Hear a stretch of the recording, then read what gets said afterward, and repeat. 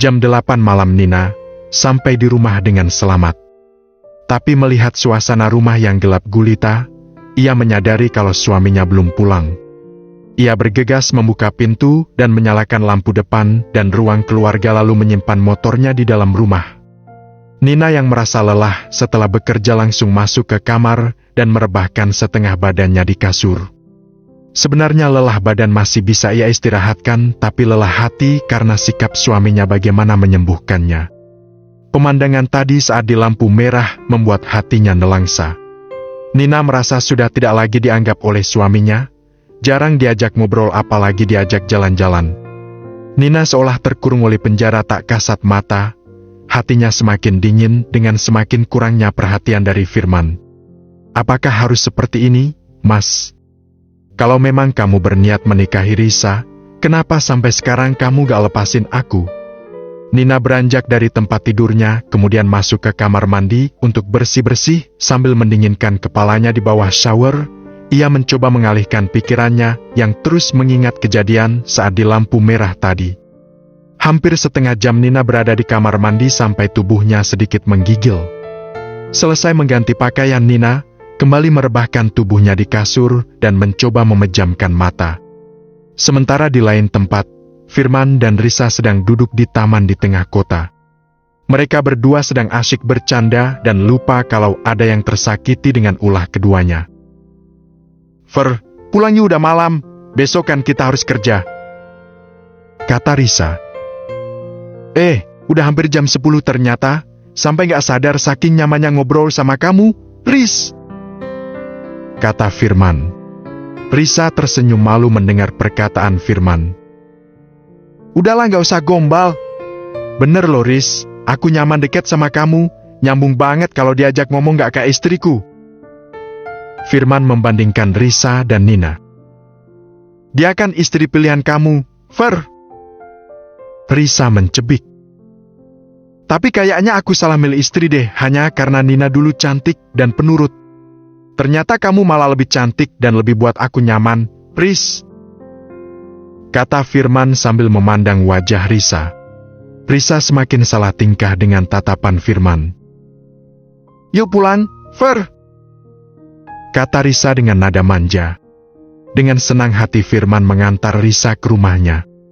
Tangan Risa berpegangan pada pinggang Firman yang kemudian tangannya ditarik oleh Firman melingkari perutnya. Entah kenapa pertemuannya dengan Risa kali ini Firman merasa sangat bahagia. Ia tersenyum sepanjang jalan saat mengantar Risa. Firman lupa diri kalau dia sudah memiliki istri. Dia tidak peduli dengan perasaan Nina yang sedih dan hancur bila mengetahui suaminya selingkuh di belakangnya. Risa semakin bahagia saat sesekali Firman mengusap tangannya. "Akhirnya aku bisa memiliki kamu, Fer," pikir Risa. "Makasih ya, Fer. Untuk malam ini, aku seneng banget kamu ngajak aku keluar," kata Risa sesaat sesudah turun dari motor Firman. "Sama-sama Riz, aku langsung pulang ya. Bye." Firman lalu pulang ke rumahnya. Firman sampai di rumah dengan cepat karena jarak antara rumahnya dengan Risa sekitar 10 menit. Ia turun dari motor dan memutar kunci rumah. Kebetulan ia membawa kunci cadangan. Ia mengucap salam dengan pelan karena takut membangunkan Nina yang pasti sudah tidur terlelap. Firman kemudian masuk ke dalam kamar dan melihat Nina tertidur dengan nyenyak. "Maaf Nina, kamu kalah jauh dari Risa. Risa itu cantik tapi memang lebih cantik kamu. Hanya saja Risa lebih unggul dari kamu dalam segala hal. Kamu cuma menang cantik aja." Firman menggelengkan kepala dan tersenyum saat mengingat Risa. "Apa aku jatuh cinta sama Risa? Ya," pikir Firman. Firman kini semakin mantap untuk menuruti kemauan Dewi untuk berpisah dari Nina.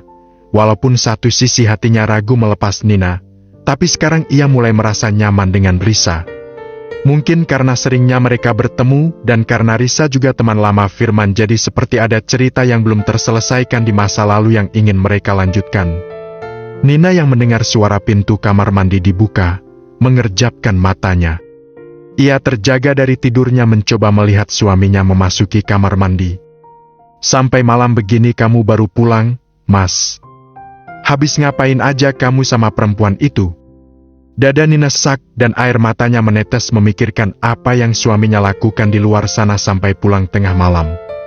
Mendengar pintu kamar mandi kembali dibuka, Nina segera menghapus air matanya dan pura-pura tidur. Ranjang di sebelahnya terasa bergoyang pertanda Firman naik ke peraduan mereka. Nina merasakan satu lengan Firman memeluk perutnya. Dadanya terasa semakin sesak, air matanya kembali mengalir, tapi ia mencoba menahan isak tangisnya. Sampai menjelang dini hari Nina baru bisa tertidur. Kepalanya sedikit pusing akibat terlalu lama menangis. Pagi ini ada yang berbeda dengan suaminya. Firman bangun lebih awal dan membantu Nina merapikan rumah mereka sementara Nina membuat sarapan. Aku aja yang nyuci, Nin, kamu masak aja sana biar nanti gak kesiangan berangkat kerjanya, kata Firman. Kamu habis kebentur kepalanya ya, Mas? Tumben mau bantuin kerjaan rumah, biasanya juga gak peduli, kata Nina dengan sengaja menyindir Firman. Masa dibantuin gak mau, Nin? Aku kan kasihan sama kamu. Pagi-pagi udah repot sama urusan rumah. Biar kamu gak terlalu capek, Nin, dan gak kesiangan juga berangkat kerjanya, sahut Firman. Aku tahu, jangan-jangan kamu ada maunya ya, Mas, makanya baik sama aku, tebak Nina. Nggak kok, aku cuma pengen bantu aja, jawab Firman. Atau jangan-jangan kamu baik sama aku buat nutupin kesalahan kamu ya, Mas? Nina pura-pura tidak tahu dengan apa yang terjadi pada suaminya. Uhuk. Firman tersedak air liurnya sendiri mendengar perkataan Nina. Ia menjadi gugup. Apaan sih, Nin? Emang aku ada bikin salah apa? Kata Firman sambil membuang muka menghindari tatapan Nina. Ya mana aku tahu, Mas? Yang tahu ya cuma kamu dan Allah aja, kata Nina sambil mengangkat bahu. Nina melanjutkan membuat sarapan dan tidak peduli lagi dengan apa yang mau Firman lakukan. Setelah selesai dengan tugasnya, masing-masing dari mereka bergantian mandi. Firman lebih dulu bersiap berangkat bekerja karena jam 7 harus sudah sampai di kantor. Ia berjalan tergesa mengambil sepeda motornya dan seperti biasa tanpa pamit pada Nina, dia langsung pergi. Aku tahu apa maunya kamu, Mas. Kamu pasti bakal minta aku buat cepet-cepet balikin duit kamu biar kamu bisa nikah sama Risa, iya kan? Akan aku ulur waktunya biar kamu gak nikah-nikah sama Risa. Enak aja aku banting tulang ngumpulin duit buat biaya nikahan kamu, monolog Nina sambil tersenyum sinis. Ia berencana mengulur waktu dari yang awalnya Firman memberikan waktu 3 bulan, oleh Nina akan sengaja diundur. Nina ingin melihat respon suaminya. Hahaha. Nina tertawa dalam hati membayangkan bagaimana reaksi Firman dan Dewi saat tahu jika ia mengulur waktu mengembalikan uang suaminya. Nina segera tersadar dari lamunannya. Ia bergegas menyiapkan keperluan kerjanya di butik. Aduh, hampir aja telat gara-gara suami laknat, jadi aku gak sempat dandan, ucap Nina menggerutu sambil tangannya menyambar tas punggung dan berjalan keluar mengambil motornya. Nina menjalankan sepeda motornya lebih cepat karena takut terlambat bekerja. Hari kedua Nina bekerja, dia hampir datang saja terlambat. Ia sampai di butik 5 menit sebelum dibuka. Fuguh. Nina meniup rambut poninya yang menghalangi mata dan menyisir rambutnya dengan jari. Alhamdulillah, untung gak telat, ucap Nina sambil mengelus dada. Kamu kenapa, Nin? Tanya Susi sambil menepuk pundak Nina dari belakang. Nina sontak terlonjak kaget mendengar suara orang bertanya karena sejak tadi ia tidak memperhatikan keadaan sekitarnya. Ia terlalu fokus mengatur napasnya. Ya Allah, Sus, kamu ngagetin aja. Nina memukul lengan Susi sedikit keras. Sakit, Nin. Susi mengusap lengannya. Lagian kamu ngapain gak segera turun dari motor malah bengong? Sambung Susi. Aku lagi napas bentar. Sus, takut banget kalau telat. Aku tadi sedikit ngebut bawa motornya, terang Nina. Dadanya naik turun berusaha menghirup udara sebanyak-banyaknya. buruan masuk, bentar lagi bos datang. Ujar Susi menarik tangan Nina. Sambil merapikan pakaiannya yang sedikit berantakan, Nina mengikuti langkah Susi dengan tergesa. Pelan-pelan Sus, gak usah ngajak lari juga. Nina menggerutu karena tangannya terus ditarik oleh Susi. Lagian kamu lama banget, Nin, gak sabar aku nungguin kamu jalan. Susi menimpali ucapan Nina. Susi melepaskan gandengan tangannya dari tangan Nina setelah sampai di bagian kasir. Nah, udah sampai. Sekarang kamu pakai bedak sama lipstik dulu deh. Pucat banget itu muka, jadi nggak cantik. Susi mengeluarkan alat makeup dan memberikannya pada Nina yang duduk di meja kasir. Emang aku cantik ya, Sus? Tanya Nina sambil melihat wajahnya di cermin. Kamu itu aslinya udah cantik, Nin, cuma kurang perawatan aja. Kata Susi. Udah cepetan dipoles mukanya. Susi menyadarkan kembali alat makeupnya. Aku bawa sendiri, Sus. Nina menunjukkan bedak dan lipstiknya.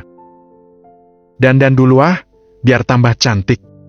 Siapa tahu nanti ada cowok ganteng lewat terus terpesona sama kecantikanku. Nina mulai mengulas bedak dan mengoles bibirnya. Cih, ngarep. Susi mencebik. Ingat suami di rumah, Nin. Kata Susi mengingatkan. Lah, yang di rumah ya biarin aja. Kalau di luar beda lagi dong. Ujar Nina sambil tertawa. Dasar gila. Susi geleng-geleng kepala mendengar perkataan Nina. Para pengunjung mulai berdatangan ke butik sesaat setelah dibuka. Mereka terlihat antusias memilih pakaian yang mereka inginkan dan mencobanya satu persatu, karena memang butik Az-Zahra terkenal dengan kualitas pakaiannya yang bagus dan harganya juga ramah di kantong. Nina dan Susi mulai sibuk dengan tugasnya menghitung total belanjaan para pembeli. Terima kasih. Ucap Nina pada salah satu pengunjung sambil mengulurkan paper bag berlogo Az-Zahra. Di saat yang sama terlihat Bu Zahra yang baru saja masuk ke butik, berjalan menuju meja kasir. Ada masalah, Nin? Tanyanya pada Nina. Sejauh ini masih aman, Bu? Nina menjawab pertanyaan Bu Zahra dengan sopan. Kalau ada masalah jangan ragu untuk minta bantuan ya, Nin. Jangan malu atau merasa gak enak sama saya, kata Bu Zahra dengan lembut. Baik, Bu. Nina mengangguk. Saya tinggal dulu ya, kalian yang semangat kerjanya. Kata Bu Zahra kepada Nina dan Susi. Siap, Bu. Jawab keduanya dengan suara lantang dan memberi hormat pada Bu Zahra. Para pengunjung sontak menoleh ke arah mereka berdua karena suara Nina dan Susi yang cukup keras. Susi dan Nina menoleh bersamaan, mereka bertatapan saling menyalahkan. Sambil tersenyum keduanya menangkupkan tangan meminta maaf pada para pengunjung karena membuat kegaduhan. Kamu sih suaranya kenceng banget, kata Susi pada Nina. Suaramu paling keras, Sus, gak nyadar. Nina tidak mau disalahkan. Udah gak usah berantem. Bu Zahra tersenyum melihat tingkah laku karyawannya. Ia kemudian berlalu menuju ke ruangannya. Beberapa waktu kemudian. Nin, istirahat dulu yuk. Tapi kita sholat dulu sebelum makan siang, takut kayak kemarin ngobrol terus sampai telat sholatnya. Susi mengajak Nina ke musola yang ada di samping butik, diikuti oleh karyawan lain. Yuk. Nina menganggukkan kepalanya. Dalam sholatnya Nina, tak lupa berdoa meminta petunjuk kepada Allah untuk permasalahan rumah tangganya. Nina mengusap matanya yang basah dan apa yang ia lakukan tak lepas dari penglihatan Susi. Susi merasa bahwa Nina sedang memiliki masalah besar, hanya saja ia merasa ragu untuk bertanya pada Nina. Nin, kamu kenapa? Tanya Susi dengan suara berbisik sambil mengusap bahu Nina. Aku gak apa-apa kok, Sus. Jawab Nina. Dengan cepat, ia mengusap air matanya dengan jari. Beneran gak apa-apa? Tanya Susi sekali lagi. Kamu bisa kok cerita sama aku? Sambung Susi. Ya, Sus, nanti kapan-kapan aku cerita ke kamu ya. Kalau sekarang insya Allah aku masih bisa mengatasi masalahku sendiri. Kata Nina meyakinkan Susi. Ya udah, kita makan siang dulu yuk. Teman-teman kita udah duluan ke dapur. Nina dan Susi berjalan beriringan ke dapur, kemudian mengambil makanan dan menikmati makan siang dengan tenang. Selesai jam istirahat selesai, butik dibuka kembali dan para pelanggan yang sudah menunggu di depan pintu menyerbu masuk ke dalam butik. Sampai pukul 5 sore butik masih ramai oleh para pengunjung dan mengharuskan para karyawan untuk lembur sampai jam 7 malam. Hari ini kalian lembur ya? Kata Bu Zahra kepada semua karyawannya. Baik, Bu. Jawab semua karyawan butik dengan kompak. Setelah memberi pengumuman kepada para karyawan, Bu Zahra kembali ke ruangannya dan menghubungi seseorang. Sayang, nanti kamu ke butik ya jam 9. Kata Bu Zahra. Oke. Jawab orang yang menjadi lawan bicaranya dari seberang sana. Bu Zahra menggeleng pelan.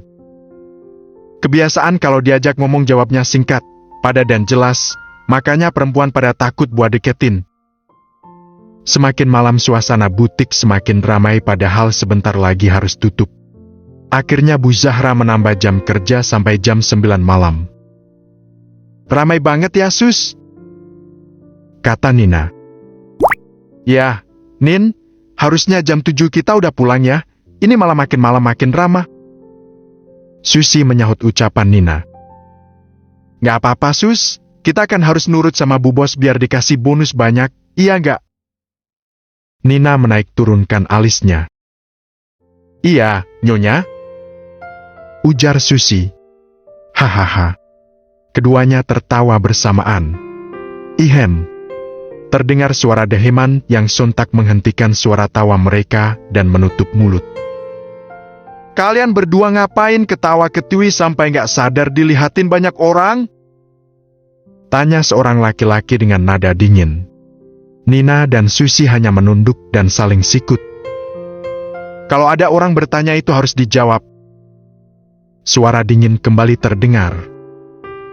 Tadi ada cerita lucu, Tuan, jadi kami tertawa. Jawab Susi masih dengan kepala menunduk. Sekarang kerja lagi yang benar, gak usah banyak bercanda. Kata orang tersebut dengan tegas sebelum meninggalkan meja kasir. Nina mengangkat sedikit kepalanya menatap kepada seseorang di hadapannya dan Nina kembali menunduk saat orang tersebut meliriknya tajam. Siapa sih dia? Galak banget, Nina bertanya dalam hati. Dia siapa sih, Sus? Tanya Nina. Kamu gak tahu dia siapa? Susi bertanya pada Nina yang dijawab dengan gelengan kepala. Ditanya kok balik nanya sih? Kata Nina kesal. Hahaha. Syut. Nina meminta Susi diam. Susi langsung menutup mulutnya dengan tangan karena takut mendapatkan teguran lagi. Beneran kamu gak kenal, Nin? Nina menjawab dengan menggelengkan kepala kemudian mengangguk. Ih, kamu ini gak konsisten jawabnya. Nina, tadi geleng-geleng sekarang mengangguk. Susi ikut kesal dengan jawaban Nina. Maksud aku benar-benar gak tahu dia itu siapa, Sus. Kata Nina. Oh. Susi membulatkan bibirnya. Sini aku kasih tahu. Susi meminta Nina mendekat kemudian berbisik. Dia itu. MBA tolong ini cepetan dihitung, saya buru-buru. Kata seorang pembeli yang sedang diburu waktu. Baik Bu. Nina mengambil baju yang disodorkan oleh orang di depannya. Setelah selesai dan menyerahkan paper bag pada pembeli, Nina bertanya lagi pada Susi. Lanjutin yang tadi, Sus. Pintanya. Dia itu. Susi menggantung ucapannya. His, cepetan Sus, aku penasaran. Kata Susi setengah memaksa. Dia itu, Cowok ganteng yang kamu tungguin dari tadi? Kata Susi yang kemudian disusul dengan suara tawanya. Penasaran ya? Kata Susi dengan nada jahil. Nina memalingkan muka. Ia kesal mendengar jawaban Susi. Nanti lama-lama kamu juga tahu, Nin. Udah, aku mau pulang, udah jam 9 nih.